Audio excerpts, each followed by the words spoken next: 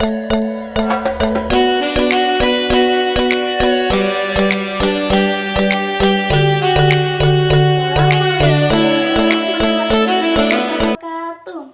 anak-anak, perkenalkan nama Ibu Yuma Chandra Putri Mulia. Bisa dipanggil Ibu Yuma atau Ibu Chandra. Ibu berasal dari mahasiswa Universitas PGRI Kanjuruhan, Malang. Ibu di sini ingin melakukan sebuah penelitian untuk tugas akhir Ibu. Nah, sebelum memasuki pelajaran, alangkah lebih baiknya kita berdoa. Berdoa mulai. Berdoa selesai. Nah, bagaimanakah kabar kalian hari ini? Ibu harap kalian tetap sehat, semangat, dan ceria. Nah, anak-anak sudah mandi dan makan kan? Kalau sudah, segera siapkan alat tulis dan buku tulis kalian hari ini. Jangan lupa mengisi absensi di grup WhatsApp kelas ya. Tulis nama lengkap kalian dan nomor absen kalian. Tujuan pembelajaran hari ini adalah sebagai berikut.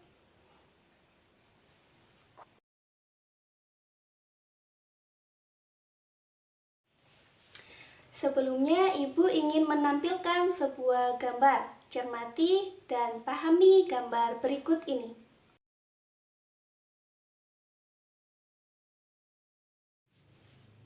Nah, gambar apakah itu? Yaps, betul, gambar bendungan atau gambar waduk. Nah, anak-anak pasti pernah ke sana kan? Bendungan itu terletak di Kabupaten Malang.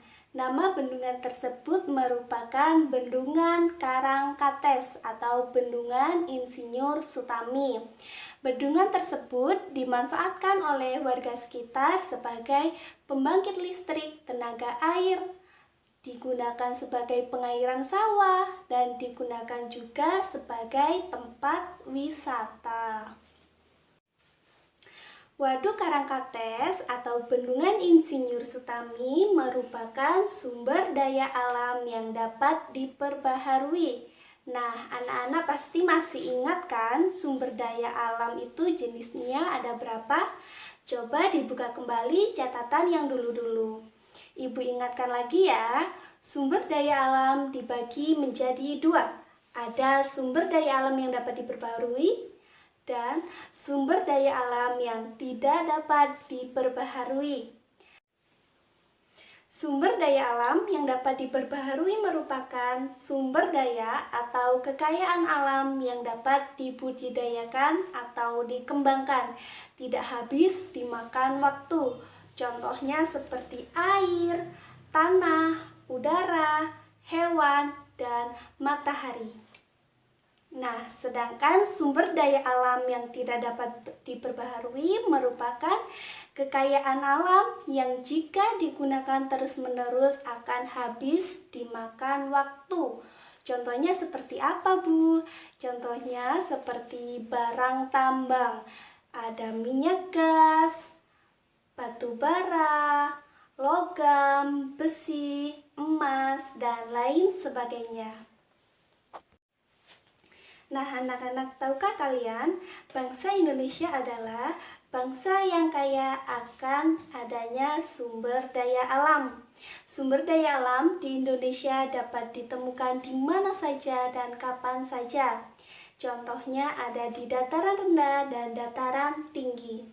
Kegiatan ekonomi di Indonesia bergantung pada sumber daya alam di lingkungannya. Misalnya, kita jumpai di daerah pantai, masyarakat kebanyakan bekerja sebagai nelayan. Di daerah dataran tinggi atau di pegunungan, masyarakat kebanyakan bekerja sebagai petani untuk menanam sayur. Pemanfaatan sumber daya alam dapat digunakan sebagai sumber energi. Nah, anak-anak masih ingat kan apa itu perubahan bentuk energi?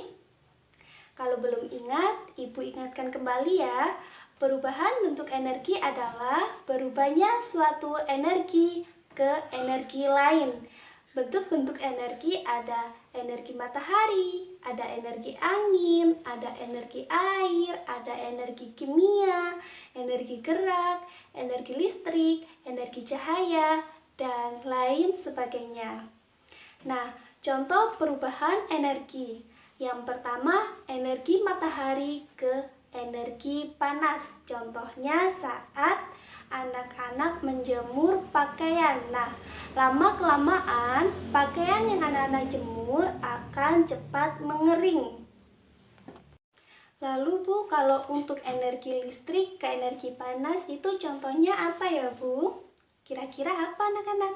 Iya betul, energi listrik menjadi energi panas ialah penggunaan setrika.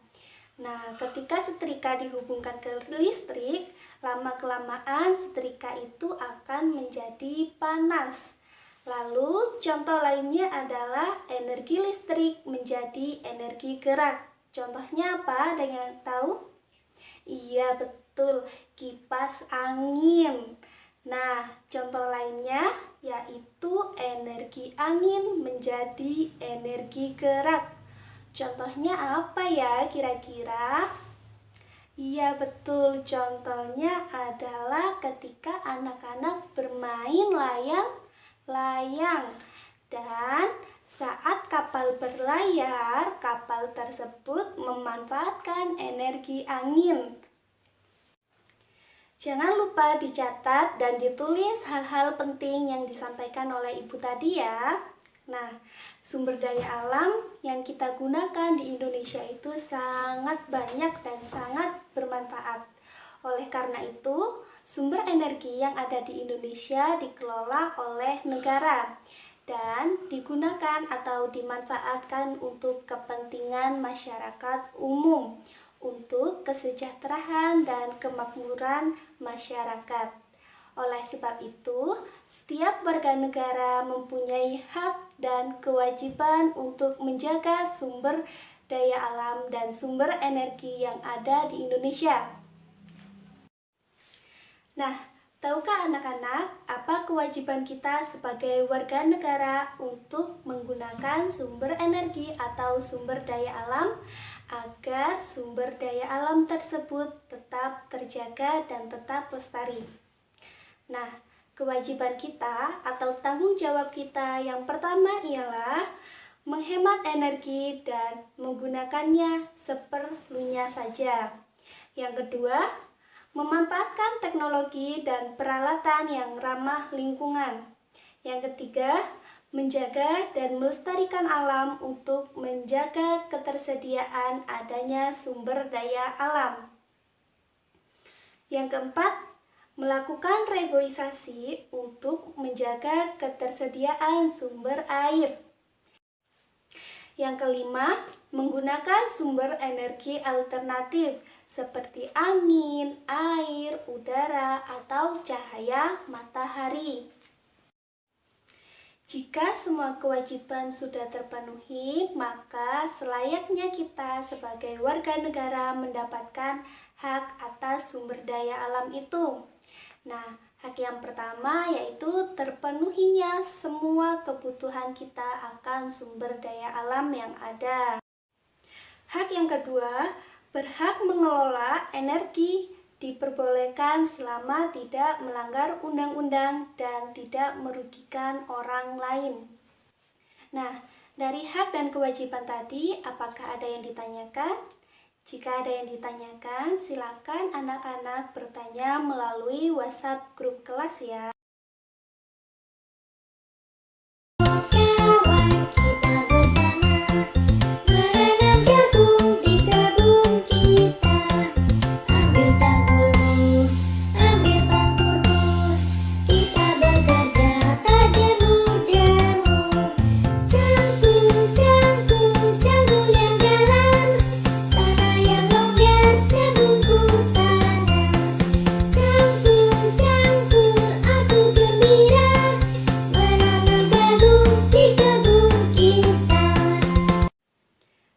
Adakah yang tahu judul lagu tadi? Iya betul, lagu tadi berjudul Ayo menanam jagung. Nah, dari lagu tersebut kita dapat mengetahui nada, ritme, tempo, dan irama. Ada yang tahu apa pengertian dari nada, tempo, ritme, dan irama? Kalau belum, Ibu jelaskan ya. Nada adalah bunyi yang beraturan dan memiliki frekuensi tunggal tertentu. Sedangkan tempo adalah suatu cepat lambatnya suatu lagu.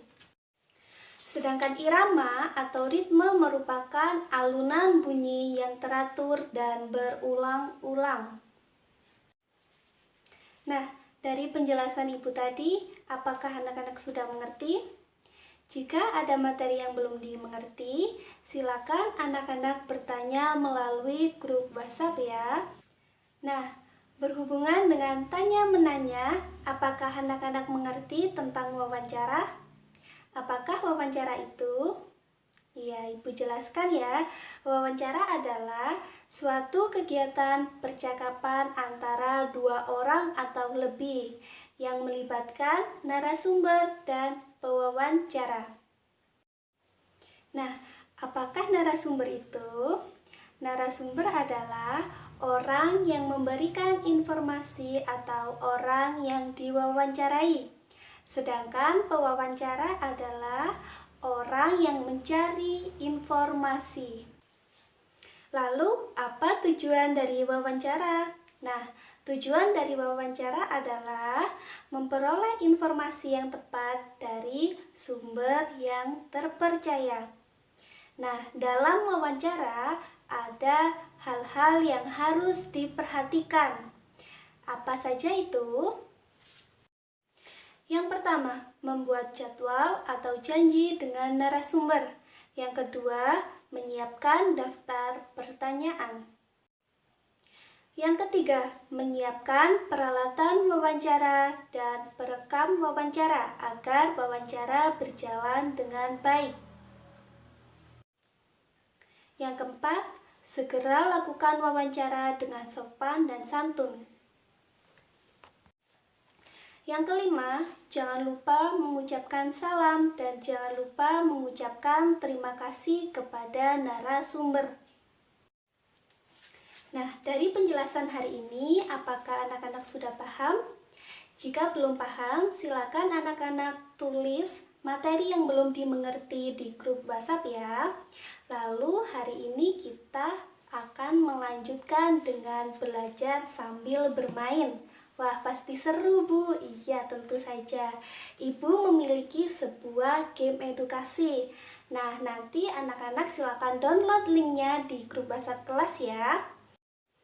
Nah, setelah mendownload aplikasi game edukasi, anak-anak silakan ikuti petunjuk bermain dan kerjakan soalnya dengan teliti dan tepat ya.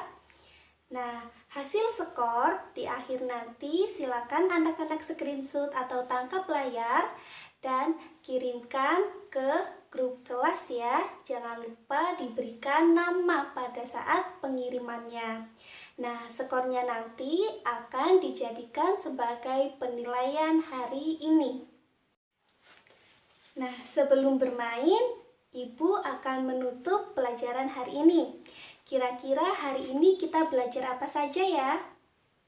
Iya, betul. Hari ini kita belajar tentang sumber daya alam, perubahan bentuk energi, tentang kewajiban dan hak, dan tentang lagu, ada nada, irama atau ritme, ada tempo, dan yang terakhir adalah wawancara. Nah, anak-anak kira-kira pada tahu nggak ya apa manfaat atau makna yang dapat dipetik dari pelajaran hari ini? Iya, betul. Manfaat yang dapat diambil dari pelajaran hari ini adalah tetap menjaga kelestarian sumber daya alam agar tidak habis dimakan oleh waktu. Nah, pelajaran hari ini telah selesai. Jangan lupa anak-anak mengerjakan soal pada game edukasi dan dikumpulkan di grup WhatsApp kelas ya. Jangan lupa juga anak-anak tetap mematuhi protokol kesehatan, memakai masker saat keluar rumah, dan jangan lupa berdoa. Wassalamualaikum warahmatullahi wabarakatuh.